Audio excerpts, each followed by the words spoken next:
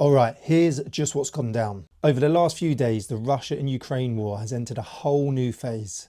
We're talking record-breaking drone strikes, NATO scrambling jets, and Ukraine launching deep incursions into Russia that most of us didn't see coming. If you think this is just another headline, think again. This isn't just about territory anymore. It's about testing airspace, pushing limits, and forcing global powers to either act or stay silent. Let's break it down. No fluff, just the facts, analysis, and the hard questions nobody wants to answer. Russia unleashes its largest drone attack. Let's start with the numbers, because it wasn't just a flare-up, it was a strategic show of force. Russia launched over 315 Shahed-type kamikaze drones in the space of just a few nights. That's more than any other wave in the war so far. Add to that multiple Iskander and Collabs missiles, and the result was a coordinated multi-vector assault on Ukraine's airspace. The targets everywhere from Kiev to Odessa, Kharkiv and Lviv. Ukraine's air defences managed to intercept the bulk of the drones, around 277 out of the 315, but some still broke through. Sadly, one drone hit a maternity ward, another crashed near a cultural heritage site.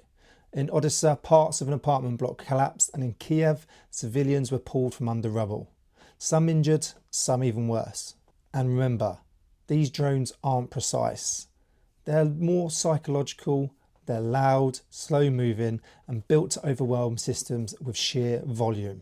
Ukraine's air defence crews were operating non-stop, day and night. But here's the issue. The tempo is unsustainable without Western resupply. Interceptors like NASAMS, Iris-T, and even old Soviet S-300s, they all have shelf lives. Why has Russia done this now? Now let's take a step back. Why is Russia throwing everything it's got in the sky right now? According to Moscow, this wave was a direct retaliation to Ukraine's Operation Spiderweb, the drone operation which hit 5 Russian air bases in the last fortnight. Among the targets was Engels 2, home to Russia's strategic bombers like the Tu-95s and the Tu-22 M3s, aircraft that deliver long-range cruise missiles into Ukraine. Satellite imagery showed extensive fire damage. At least 2 long-range bombers were confirmed damaged, potentially out of action for weeks. That's a massive strategic blow. So Russia's message was clear.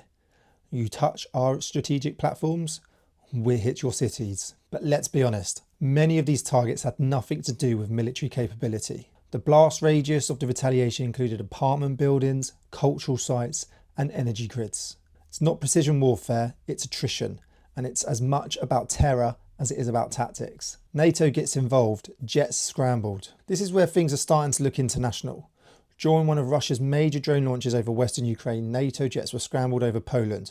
We're talking about Polish F-16s, MiG-29s and Norwegian F-35s, all airborne in what NATO called a rapid reaction to air posture. Why? Because last year parts of Russian missiles fell inside Polish and Romanian territory. NATO doesn't want to repeat of that. It's not that these warplanes were ordered to shoot, but they were ready, and readiness sends a message. It says cross the line and we're not just watching. Even though no NATO airspace was violated this time, it's a warning shot in its own right. The war is pressing against the borders of NATO, and that's exactly the danger zone we've all been fearing since day one. Ukraine strikes deep into Russia. Ukraine hasn't just taken this laying down. On June 9th, Ukrainian drones struck deep into the Chuvachia Republic, hitting a military electronic warfare plant in Cheboksary, over 1,000 kilometers behind enemy lines. This facility, a VINIR Progress, is involved in building EW systems, communication nodes and counter-drone tech for the Russian military. Video footage from Russian Telegram channels showed the sky lit up with flames as emergency crews tried to control the blaze. But that wasn't all. A second wave targeted an airbase in Nizhny Novgorod, reportedly damaging 2 Russian MiG-31Ks, jets capable of launching Chinchilla hypersonic missiles. These are Russia's wonder weapons, used sparingly but with heavy symbolic and real-world impact. Ukraine's strategy here is calculated. They're chipping away at the platforms Russia uses to threaten from long range. It's asymmetric warfare, fought with brains, not just brawn. The front line grinds on. Meanwhile, don't forget the ground war. It's easy to focus on the skies, but the trenches are still where most blood is being spilled. In the Donetsk region, Russia is slowly pushing forward around Avdiivka, Tordetsky and Chasiv Yar, But this is slow going. Ukrainian forces are using drones, booby traps and sniper teams to make every metre a nightmare. In the northeast, near Vovchanksy, Ukrainian forces launched counterattacks and regained small territory lost earlier this spring. This part of the war is a grind, shell for shell, trench for trench, and it's not slowing down. Is diplomacy dead? Here's something odd amidst the chaos. On the 10th of June, Russia and Ukraine carried out a prisoner swap. Dozens of captured troops returned home.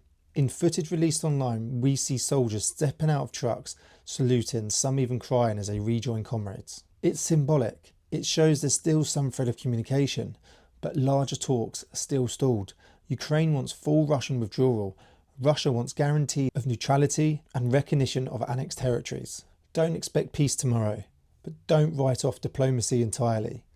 Quiet channels are still open. Key takeaways. So we've got the largest drone strike by Russia, over 315 drones launched in 1 week. Majority intercepted, but damage was done. Ukraine strikes deep into Russia, hit EW plant and strategic airbase over 1,000 kilometres away from the front line. NATO's reaction, jets scramble over Poland, high alert posture maintained. The civilian toll, casualties in Kiev, Odessa, Kharkiv, cultural and civilian sites struck. The frontline situation, Russia advances slowly in Donetsk, Ukraine holds and counters in the northeast. The air defence strain, Ukrainian systems are holding, but reliant on resupply from Western partners. Diplomacy status, prisoner swap happened, but peace talks are still frozen. What's next? Let's finish with this. Where does it all go from here? NATO airspace watch. Expect more rapid responses over Poland, Romania and the Baltics. One miscalculation could spiral into an international incident. The drone arms race. Both sides are investing in longer range, smarter and more evasive drone systems. Expect more deep strikes like the one in Trevechia. Cyber escalation. We haven't even touched onto cyber, but every time this war spikes, cyber attacks follow. Energy grids, banking, comms, stay tuned. Resupply and support. Ukraine desperately needs fresh shipments of Patriot missiles, drone interceptors and artillery shells. The West holds the key to their continued resistance. Russian strategic retaliation. If Ukraine keeps targeting strategic bombers and missile bases, Russia may retaliate with bigger payloads, possibly even in Western Ukraine. So that's where we stand.